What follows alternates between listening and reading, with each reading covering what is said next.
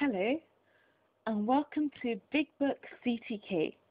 My name is Tossing, and I'm reading from Frankenstein by Mary Wollstonecraft Shelley. Chapter 5.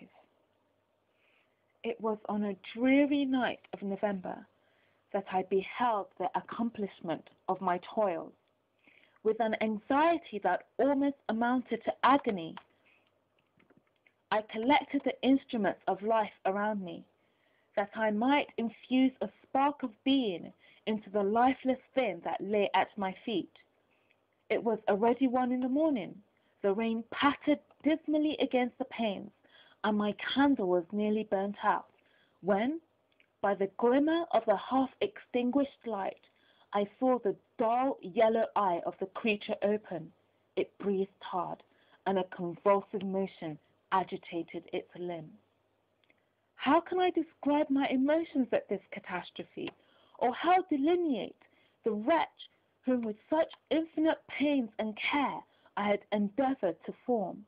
His limbs were in proportion, and I had selected his features as beautiful. Beautiful! Great God! His yellow skin scarcely covered the work of muscles and arteries beneath. His hair was of a luscious black and flowing, his teeth of a pearly whiteness, but those luxuriances only formed a more horrid contrast with his watery eyes, that seemed almost of the same color as the dun-white socket in which they were set, his shriveled complexion and straight black lips. The different accidents of life are not so changeable as the feelings of human nature. I had worked hard for nearly 2 years for the sole purpose of infusing life into an inanimate body.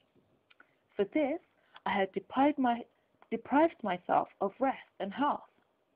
I had desired it with an ardor that far exceeded moderation, but now that I had finished, the beauty of the dream vanished, and breathless horror and disgust filled my heart. Unable to endure the aspect of the being I had created, I rushed out of the room and continued a long time traversing my bedchamber, unable to compose my mind to sleep. At length, lassitude succeeded to the tumult I had before endured, and I threw myself on the bed in my clothes, endeavoring to seek a few moments of forgetfulness. But it was in vain. I slept, indeed, but I was disturbed by the wildest dreams. I thought I saw Elizabeth in the bloom of health, walking in the streets of Ingolstadt. Delighted and surprised, I embraced her, but as I imprinted the first kiss on her lips, they became livid with the hue of death. Her features appeared to change, and I thought that I held the corpse of my dead mother in my arms. A shroud enveloped her form, and I saw the grave worms crawling in the folds of the flannel. I started from my sleep with horror. A cold dew covered my forehead, my teeth chattered, and every limb became convulsed, when, by the dim and yellow light of the moon, as it forced its way through the window shutters, I beheld the wretch, the miserable monster whom I had created. He held up the curtain of the bed, and his eyes, if eyes they may be called, were fixed on me. His jaws opened, and he muttered some inarticulate sounds, while a grin wrinkled his cheeks.